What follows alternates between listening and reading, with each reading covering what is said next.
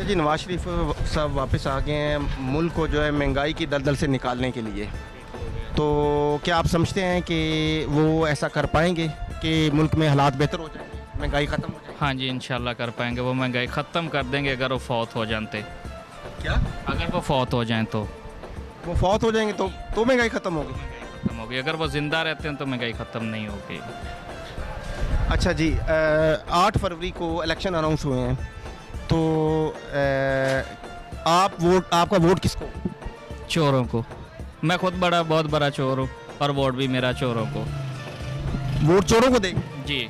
Vote कौन सा बड़ा चोर है? जो सबसे बड़ा लगेगा 8 फरवरी को उसे वोट दे दूँ। बहुत शुक्रिया। अस्सलाम वालेकुम। वालेकुम अस्सलाम। अच्छा जी, नवाज शरीफ साहब आए हैं मुल्क को महंगाई की दलदल से निकालने के लिए। अब काफ़ी